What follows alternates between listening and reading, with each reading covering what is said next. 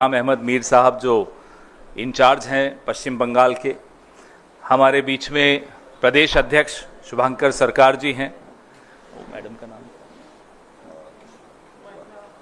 महिला प्रेसिडेंट हैं हमारी रासू जी पश्चिम बंगाल से, और जो शख्सियत आज हमारे इस बहुत बड़े परिवार में शामिल होने जा रही है वो है पीरजादा खुबैब अमीन। पीरजादा खुबैब अमीन बहुत मशहूर परिवार है, पश्चिम बंगाल का ही नहीं, इनके परिवार का, इनके परदादा के वक्त से जो प्रभाव है वो उड़ीसा में भी है, त्रिपुरा में भी है, पश्चिम बंगाल में तो है ही। और एक जो मुस्लिम पुनर्जागरण जिसको रेनेसां कहते हैं, उसमें इनके परिवार ने जो भूमिका अदा की, जो योगदान रहा, बहुत इतिहास में वो दर्ज है। इनके परदादा हुजूर पीर हजरत रूहुल अमीन जी बहुत किताबें लिख चुके हैं। उनकी कृतियां, उनकी किताबें आज भी लोग पढ़ के उनसे प्रेरणा लेते हैं। तो ये एक ऐसा परिवार है जो समाज में कैसे पढ़ाई लिखाई बढ़ाएं, खास तौर पे मुस्लिम समाज में कैसे उनकी तीमारदारी ठीक हो सके, तो इन्होंने अस्पताल खोले हुए हैं, इन्होंने टेक्निकल इंस्टीट्यूट्स खोले हुए हैं और रिसर्च का काम बहुत ज़्यादा बखूबी करते हैं। अरफ नाम का एक एनजीओ है, अलामा रूहुल अमीन फाउंडेशन, जिसके ये सेक्रेटरी हैं पीरजादा साहब जो हमारे साथ बैठे हैं, खुबैब अमीन जी। और समाज में शांति और सौहार्दता कैसे बनी रहे उसका जीता जागता एक मिसाल अगर कोई है तो इनका परिवार है। बीच में कई जगह जहां समाज में रोष हुआ, आपस में कुछ अनबन हुई, तो इस परिवार ने, पीरजादा साहब ने आगे बढ़कर सड़क पर आकर कैसे शांति स्थापित कराई, लोकल एडमिनिस्ट्रेशन के साथ मिलकर, जिला प्रशासन के साथ मिलकर, वो पूरे देश ने देखा, पूरे पश्चिम बंगाल ने देखा। हम खुशकिस्मत हैं कि राजनीति में, सियासत में जब ये इन्होंने अभी निर्णय लिया कि आएंगे, तो इन्होंने कांग्रेस पार्टी को चुना पश्चिम बंगाल में।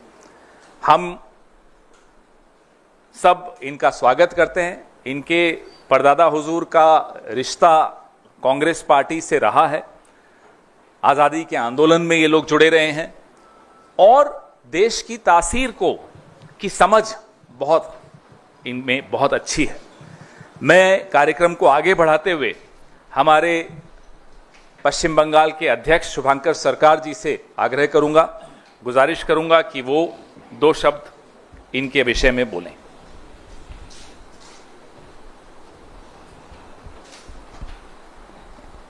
नमस्कार। देखिए, आज देश का जो हालत है और बंगाल का जो स्थिति है, इसमें कांग्रेस का अंदर में हम लोग ऑल डोर, ऑल विंडो को ओपन करके रखा है। इसलिए जो बंगाल का डेवलपमेंट के लिए जो लोग सोचेगा उनको वेलकम है। ख्वाब अमीन पीरजादा एक हिस्ट्री है, इनका कांग्रेस का साथ जुड़ना, एक जुड़ना बहुत बंगाल के लिए बहुत महत्वपूर्ण है। আমি আপনাদের কাছে এটুকুই বলতে চাই যে পশ্চিম বাংলার আজকের যে রাজনৈতিক পরিস্থিতি খুব সংকটজনক পরিস্থিতি, যেখানে প্রত্যেক দিন বাইনারি পলিটিক্স চলছে। হিন্দু মুসলমান ছাড়া ডেভেলপমেন্টের কথা কেউ বলছেন না। হিন্দুর পরিবারে মুসলমান পরিবারের ছেলেরা যখন বেকার, সেই বেকারদের কথা কেউ বলছেন না। সরকারি দল, সরকারি বিরোধী দল, তারা শুধু 2026 নির্বাচনকে সামনে রেখে হিন্দু মুসলমান করতেই ব্যস্ত, তারা শিক্ষা, স্বাস্থ্য, খাদ্য, চরম বেকারি এসবের ব্যাপারে আলোকপাত করছেন না। এই সময় আপনারা জানেন যে বসিরহাট, উত্তর 24 পরগনা, ওখানে এই যুবক এক ঐতিহাসিক পরিবার, যাদের সঙ্গে গান্ধী পরিবার, ভারতবর্ষের স্বাধীনতা আন্দোলন সমস্ত কিছু যুক্ত আছে, সেই পরিবারের সদস্য তিনি আজকে পীরজাদা। সবাই তাকে চেনেন। তিনি কোনো রাজনীতির সঙ্গে যুক্ত ছিলেন না, সমাজ কল্যাণমূলক কাজের সঙ্গে যুক্ত ছিলেন। তার সঙ্গে কথা হয়, তিনি মনে করেছেন যে কংগ্রেসের পতাকা, কংগ্রেসের আদর্শ, এবং তার ভালো লেগেছে যে রাহুল গান্ধীর লাগাতার অন্যায়ের বিরুদ্ধে লড়াই করা। তাই মল্লিকার্জুন খড়গে জি আমাদের সভাপতি এবং রাহুল গান্ধী সংবিধান নিয়ে, দলিতদের নিয়ে, আদিবাসীদের নিয়ে, এসটি এসসি ওবিসিদের নিয়ে তার যে সংগ্রাম, সেই সংগ্রামকে সামনে রেখে তিনি কিছু কংগ্রেসের কাজ করতে চান। আমাদের জেনারেল সেক্রেটারি গোলাম মোহাম্মদ মীর সাহেব, তার সঙ্গে তিনি কথা বলেন। পশ্চিমবাংলায় বর্তমানে আমাদের কংগ্রেসের কর্মসূচিতে তিনি উদ্বুদ্ধ হন, আকৃষ্ট হন। তিনি মনে করেছেন কংগ্রেসে যোগদান করলেই তবে সংকীর্ণ ধর্মীয় মেরুকরণের বিরুদ্ধে লড়াই করা যাবে। সেই কাজটাকে সামনে রেখে তিনি কংগ্রেসের আদর্শ নীতি মেনে কংগ্রেসের পতাকা, কংগ্রেসের সংবিধান এটাকে গ্রহণ করতে চান। এর মধ্যে দিয়ে ভারতবর্ষের পতাকা এবং তিনি সংবিধানকে রক্ষা করতে চান। আর সেই কারণে মীর সাহেবের সঙ্গে তিনি কথা বলেছিলেন, আমার সঙ্গে কথা বলেছিলেন। আজকে আমাদের নেতা পবন খেরাজি, মহিলা কংগ্রেসের প্রেসিডেন্ট এখানে আছে, রাসু দত্ত। আমরা একটা জিনিস মনে করি, কংগ্রেসের পরিবারের সঙ্গে এই পরিবার এবং ওনার যে বিচারধারা, যে সোচ, কংগ্রেসকে আরো শক্তিশালী করবে। এবং উনি সারা বাংলা জুড়ে, উনি প্রত্যক্ষভাবে এখনই নির্বাচনে অংশগ্রহণ করবেন না, কিন্তু উনি আমাকে বলেছেন এখনই কংগ্রেসের যে কোনো নির্বাচনে কংগ্রেসের প্রার্থীদের জয়লাভ করা দরকার। বিধানসভার ভেতরে কংগ্রেসের প্রতিদ্বন্দ্বী হিসেবে লড়ার পর প্রতিনিধি থাকা দরকার। তার কারণ উনি আমাকে বলছিলেন বিধানসভার ভেতরে কংগ্রেসের প্রতিনিধি না থাকলে শিক্ষায়, স্বাস্থ্যে, বাংলার উন্নয়নে কেমনভাবে আজকে সমস্যার সৃষ্টি হচ্ছে। ঠিক তেমনিভাবে পশ্চিমবঙ্গ থেকে যদি পার্লামেন্টের ভেতরে আমাদের প্রতিনিধি না থাকে, তাই ওনার প্রয়াস যে আমি কংগ্রেসের সঙ্গে যুক্ত হলেই এই বাংলাকে বাঁচানো যাবে, এই ভারতবর্ষের অন্যায়ের বিরুদ্ধে, বাইনারি পলিটিক্সের বিরুদ্ধে, হিন্দু মুসলমানের বাইরে গিয়ে আজকে লড়াই করার শক্তি পাওয়া যাবে। তাই তার ধর্মীয় যে বিষয় সেটা একটা দিক, আর তার সামাজিক যে কর্মকাণ্ড তাকে নিয়েই তিনি কংগ্রেসের আদর্শ নীতি গ্রহণ করতে চান। আমরা তাকে সাদরে গ্রহণ করার জন্য আজকে কংগ্রেসের হেডকোয়ার্টারে এসছি। নেতৃবর্গ স্বীকার করে নিয়েছেন এবং ওনার রাহুল গান্ধীর প্রতি, খাড়গেজির প্রতি, সোনিয়াজির প্রতি, প্রিয়াঙ্কাজির প্রতি, সর্বোপরি কংগ্রেসের সংবিধান, দেশের সংবিধান, কংগ্রেসের নীতিকে তিনি এমনভাবে আকৃষ্ট হয়েছেন, তাই আজকে কংগ্রেসের হেডকোয়ার্টারে এসে কংগ্রেসের পতাকা গ্রহণ করবেন। আমরা সাদরে তাকে আমন্ত্রণ জানাই।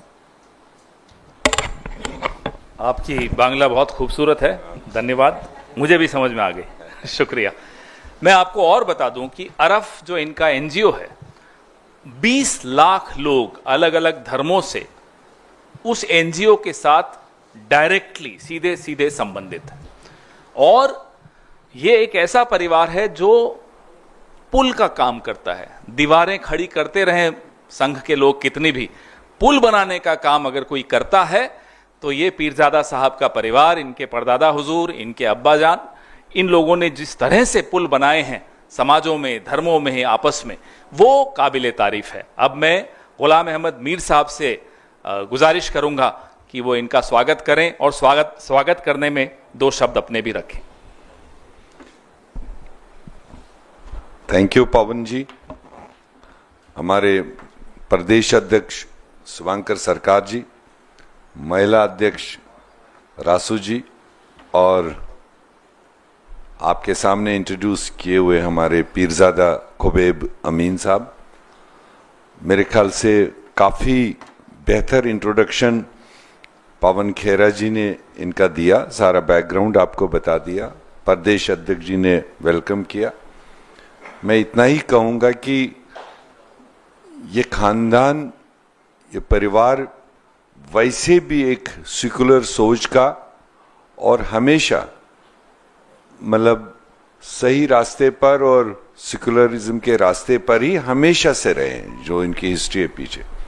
बट बीच में एक पीरियड रहा है जब इनके परिवार ने किसी भी पॉलिटिकल पार्टी के साथ में डायरेक्टली कोई वाबस्तगी नहीं रखी, अपना सोशल और रिलीजियस काम करते रहे। मगर आज पिछले कई महीनों से इनका लगातार संपर्क हमारे साथ था, प्रदेश अध्यक्ष जी के साथ था, कि जब इनका कहना था कि अब टाइम है कि हम लोगों को जनता के बीच में, बंगाल के बीच में जा कर के कांग्रेस के प्लेटफार्म पर हमें अपनी बात रखनी चाहिए, जो इनकी वाबस्तगी भी थी।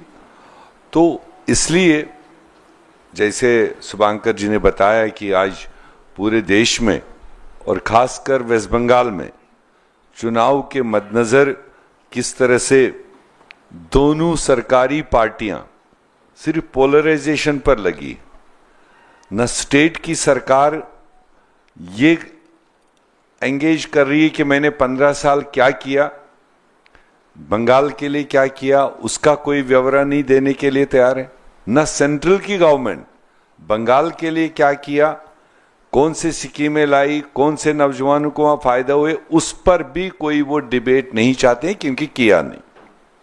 इसलिए वो दोनों पार्टियों ने एक अलग रास्ता चुना, जो उनको शॉर्टकट लगता है कि कैसे टीएमसी बीजेपी का बूथ दिखा दे तो एक कम्युनिटी, एक वोट बैंक को अपने ओर ले ले, और बीजेपी टीएमसी का बूथ दिखा दे और अपने ओर खींच ले।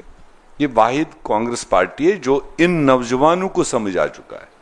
ये एक फर्द, एक व्यक्ति नहीं है हमारे सामने। जैसे पवन जी ने बताया, इनकी अपील और इनका जो कार्य है, इनका जो मतलब काम है, वो बहुत दूर तक फैला हुआ है। और इनकी अपील जो है, अगर इस तरह का नौजवान आज ये बात समझ चुका है तो हम ये यकीन कर सकते हैं कि हजारों और लाखों नौजवान इनकी बात के जरिए समझेंगे और वो बंगाल में चाहेंगे आने वाले दिनों में दोनों सरकारें अपने किए हुए कामों पर डिबेट कराएं, ताकि बंगाल की जनता को, बंगाल के नौजवानों को, बंगाल के बेरोजगार नौजवानों को चुनने का मौका मिले कि मेरी बात कौन कर रहा है, मेरे फ्यूचर की बात कौन कर रहा है, डेवलपमेंट की बात कौन कर रहा है, सुरक्षा की बात कौन कर रहा है। ये वहां की जनता और वहां का नौजवान चाहता है, जिसका एक सिंबल हमारे सामने पीरजादा खुबैब अमीन साहब के सूरत में आपके सामने है। तो इसलिए मैं ज्यादा ना कहते हुए कुल हिंद कांग्रेस कमेटी की तरफ से और प्रदेश कांग्रेस ने ऑलरेडी वेलकम किया है, और वहां पर और भी जितने हमारे तमाम सीनियर लीडर्स है, जब इनका चर्चा चला तो तकरीबन जो सारे स्टेक होल्डर्स है उन्होंने यही राय दी कि ये सही वक्त है, ऐसे नौजवानों को हमें कांग्रेस पार्टी पर मौका देना चाहिए, प्लेटफार्म देना चाहिए, ताकि हम अपना मिशन, अपनी जो आने वाली लड़ाई है उसको हम आगे बढ़ा सकें।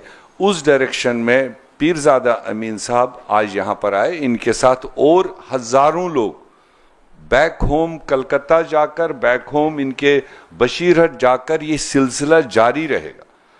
जहाँ तक मेरी समझ है कि ये नौजवान अपने तरीके से नहीं। और एक बात और क्लियर करना चाहेंगे आपके जरिए, इन्होंने कोई भी इंटरेस्ट हमारे सामने नहीं रखा। नॉर्मली लोग आते हैं, ज्वाइन करते हैं, फिर पहले कहते हैं कि हमारा कौन सा ओहदा मिलेगा, हमें किस जगह पर आप रखोगे, या कल कोई चुनाव आएगा असेंबली का, मुझे लड़ना है, फलानी जगह लड़ना है, या मेरे इतने लोग लड़ना चाहेंगे, उनको कैसे करोगे। ऐसी कोई भी कंडीशन, ऐसी कोई भी बात पीरजादा खुबैब साहब ने पार्टी के सामने नहीं रखी। सिर्फ और सिर्फ राहुल गांधी जी के उस आह्वान को देखकर, उनकी उस बहादुरी को देखकर, कांग्रेस पार्टी का मिशन देखकर इस तरह के नौजवान अट्रैक्ट हुए और जिन्होंने तय किया है कि हमने सोशल काम किया है, रिलीजियस काम किया है, अब मौका है कि हमें पॉलिटिकली भी अपने आप को इन्वॉल्व करना चाहिए ताकि बाकी नौजवानों को भी एक सही रास्ता दे सकें। उसके लिए, उस जज्बे के लिए हम सारे लोग पीरजादा खुबैब साहब का मतलब एहतराम करते हैं, इज्जत करते हैं और वेलकम करते हैं यहाँ आज कुल हिंद कांग्रेस पार्टी की तरफ से कि वो आज फॉर्मली यहाँ ज्वाइन करें।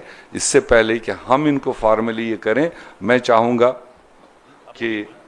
चाहूँगा कि खुबैब अमीन साहब अपनी ज़बानी भी दो शब्द आपके सामने यहाँ पर कहे कि इन्होंने कांग्रेस का ही रास्ता क्यों चुना है, वो ये खुद बताएंगे। खुबैब अमीन साहब।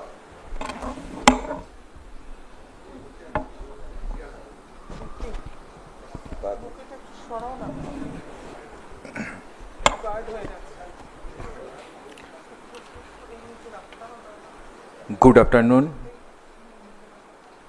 আমি সকলকে সর্বপ্রথম একজন ভারতীয় হিসাবে ভারতকে রক্ষা করতে, সংবিধান রক্ষা করতে আমাদের দায়বদ্ধতা সেদিকে তাকিয়ে আজকে যারা উপস্থিত হয়েছেন আমাদের মধ্যে সিনিয়র লিডার্স পাওয়ানজি সাহেব, আমাদের ওয়েস্ট বেঙ্গল ইনচার্জ গোলাম মীর সাহেবজি, আমাদের ওয়েস্ট বেঙ্গল প্রেসিডেন্ট শ্রী শুভঙ্কর সরকারজি, আমাদের মহিলা প্রেসিডেন্ট রাসুজি, এছাড়াও আজকে এখানে অনেকে বেঙ্গলের নেতৃত্ব আছে, তাদেরকে আমি এবং যারা উপস্থিত হয়েছেন আমার অন্তরস্থল থেকে আমি শুভেচ্ছা ভালোবাসা জানাই। আজ আমি কংগ্রেসে কেন, আমার পরিবার ফন্ডে কখনো রাজনীতি করেনি। আপনারা শুনলেন আমার পরিবারের হিস্টোরি, ব্যাকগ্রাউন্ড। আজ যখন গোটা দেশে মানুষের ওপরে ধর্ম নিয়ে অত্যাচার হচ্ছে, আমার কাছে মনে হয়েছিল আমরা যখন বাংলায় বাস করি, বাংলার যে গভর্নমেন্ট বর্তমানে আছে টিএমসি, দ্য চিফ মিনিস্টার বাংলাতে দলিত, আদিবাসী, এসসি, এসটি, মাইনরিটি তাদেরকে শুধুমাত্র ভোট ব্যাংকে ব্যবহার করে তাদের উন্নয়ন না করে শুধু একটা ভাতার মাধ্যমে ভোট নেওয়ার পরিকল্পনা দীর্ঘদিন করে এসেছে এবং সেটাই জারি রেখেছে। বাংলায় যখন চাকরিহারারা রাস্তায় শুয়ে থাকে, একটা শিক্ষক, আপনারা নিশ্চয়ই মিডিয়া পার্সন দেখেছেন যে নগ্ন অবস্থায়, অর্ধনগ্ন অবস্থায় কালকে শিক্ষা দপ্তরে বিকাশ ভবনে গিয়ে তারা আন্দোলন করছে। একটা MA pass, BA pass, BEd করা আমাদের ঘরের যুবকেরা, যুবতীরা তারা শিক্ষা অর্জন করে শিক্ষার প্রয়োগ যেখানে সমাজকে তৈরি করবে সেই স্কুলগুলো বন্ধ হচ্ছে, সেখানে শিক্ষকরা রাস্তায় বসে থাকছে। কিন্তু সেখানে খেলা, মেলা এগুলো রাজ্যের টাকায় হয়ে যাচ্ছে। গোটা দেশে যখন আরএসএসের দ্বারা এই বিজেপি ধর্ম মেরুকরণের রাজনীতি চালিয়ে যাচ্ছে, কখনো আমরা দেখব যে দেশের ভিতরে হিন্দু মুসলিম ডিভাইডেড করার জন্য কত কি তৈরি করা হচ্ছে। তো দলিত, আদিবাসী, এসসি, এসটি তাদেরকে এই বিজেপি সরকার একদম পদতালিত, নির্যাতন করে তাদেরকে নিচে ফেলে রেখেছে।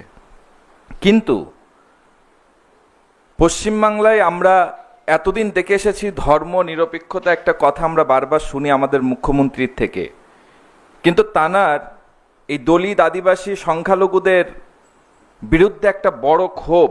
আমরাও তাকে 15 বছর ধরে সাপোর্ট দিয়েছিলাম যে মনে হয় কিছু একটা দলিত আদিবাসী পিছিয়ে পড়া জাতি পিছিয়ে পড়া সংখ্যালঘু তাদের জন্য কিছু হবে, কিন্তু আমরা দিনের শেষে দেখতে পাচ্ছি উনি এই দলিত আদিবাসী সংখ্যালঘু যখন পিছিয়ে পড়ছে, কেন্দ্র সরকারের অত্যাচার যখন নেমে আসছে, সারা দেশব্যাপী যখন একটা ধর্মকে সামনে রেখে এই রাজনৈতিক ব্যবসা তৈরি করা হচ্ছে, সেকুলারিজম শব্দটাকে তুলে দেওয়া হচ্ছে, তখন আমাদের বাংলার দিদিমণি মুখে এক কথাই বলছে, পিছনে উনি আরএসএস এর পরিকল্পনাকে বাস্তবায়ন করে সমাজে সেই রূপরেখা তৈরি করছে। এটা স্পষ্ট। কিছুদিন আগে মুর্শিদাবাদে একটা দাঙ্গা হয়েছিল, রাইট হয়েছিল, যে মুর্শিদাবাদে মুখ্যমন্ত্রী বলেছিল কংগ্রেস নাকি ওখানে দাঙ্গাটা লাগিয়েছে। ফার্স্ট ওনার বক্তব্য ছিল এটা। পরবর্তীতে দেখা গেল যে তদন্ত কমিটি বলছে দাঙ্গাটা তৃণমূল বাদিয়েছে। কেন?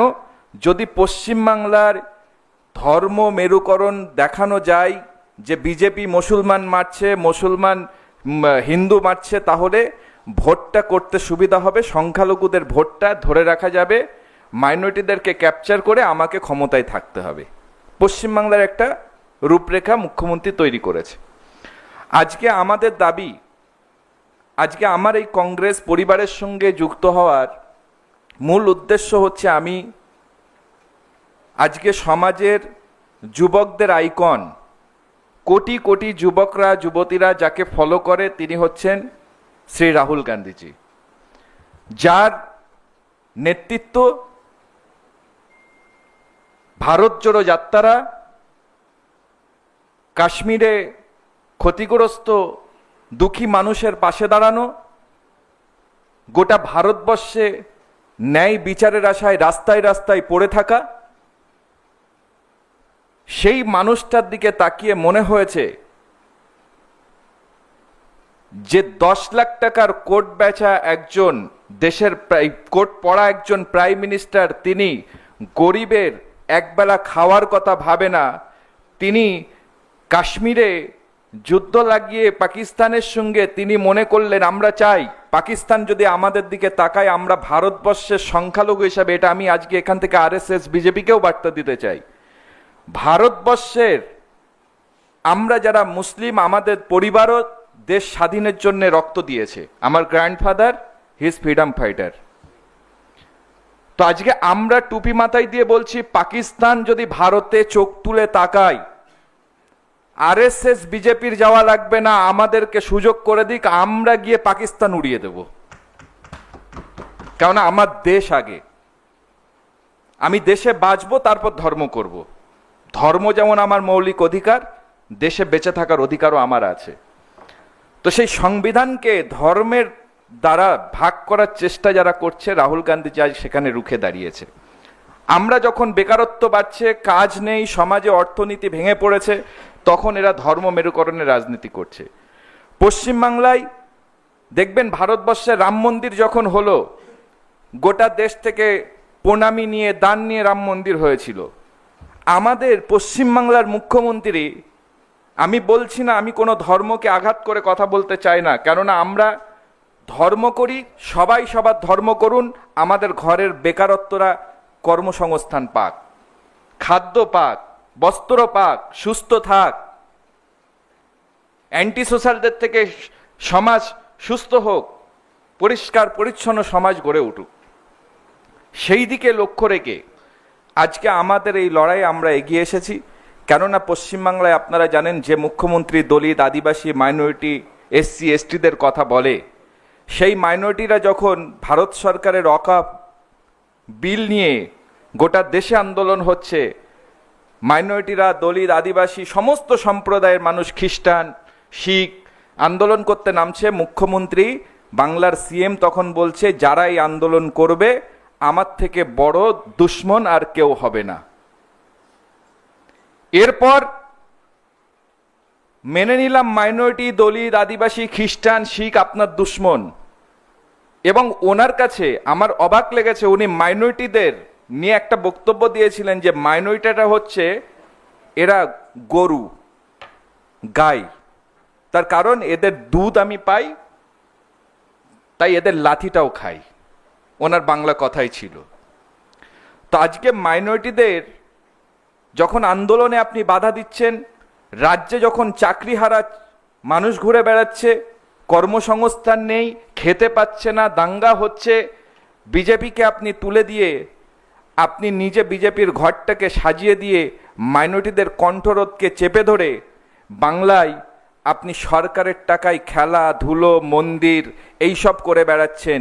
আপনি একটা সম্প্রদায়কে নিয়ে নাচানাচি করছেন কেন? বিজেপিকে আটকিয়ে আমি নিজে ওখানে হিন্দুত্ববাদীর মনে হয় ভারতবর্ষের প্রধানমন্ত্রী নিজেকে এক দেবতা বলে দাবি করার চেষ্টায় আছে, উনিও ভাবছেন আগামী দিন আমি যাব। সেই জায়গায় আমাদের লক্ষ্যে আমরা সমাজ করার জন্যে রাজনীতি হোক, যেখানে জাতপাত নয়, যেখানে এসসি এসটি দলিত আদিবাসী এসব নয়, রাজনীতি হওয়া দরকার যেখানে মানুষ সুস্থ থাকবে, শান্তিতে থাকবে, মানুষের যেখানে কোনো ভয় থাকবে না, কর্মসংস্থান থাকবে। সেই লক্ষ্যে আজকে আমি এই কংগ্রেসের পরিবারের সঙ্গে যুক্ত হয়েছি। কংগ্রেস পরিবারের সঙ্গে আগামী দিন বাংলায় যেভাবে আমাকে কেন্দ্র থেকে, দিল্লি থেকে এবং আমাদের রাজ্যের প্রেসিডেন্ট বা রাজ্যের যারা নেতৃত্ব আছেন তাদের সঙ্গে আলোচনা করে কাজ করার সুযোগ, যেভাবে আমি বলেছি আমাকে কাজ করার সুযোগ দিন। আমরা চাই বাংলাকে সুস্থ করতে, বাংলা শান্তিপূর্ণ সম্প্রীতির বাংলা হোক, যে বাংলা দেশকে পথ দেখিয়েছে, স্বাধীনতার পথ দেখিয়েছে। যে কারণে আমি বাংলার আজকে একটা অ্যালফাবেট আপনারা দেখছেন, আমি বাংলার ঐতিহ্য নিয়ে এখানে বসেছি, কারণ আমি পোশাকটাও আজকে বাংলা অক্ষরে লিখেছি, কারণ আমাদের এই বাঙালির মর্যাদা, বাংলার সম্প্রীতি, বাংলার ভ্রাতৃত্ব আমরা আবার নতুন করে এই কংগ্রেসের হাত দ্বারা, রাহুল গান্ধীজির হাত দ্বারা আবার এগিয়ে আনবো। বাংলার প্রতিটা যুবকদের, যুবতীদের, বেকারত্বদের আমার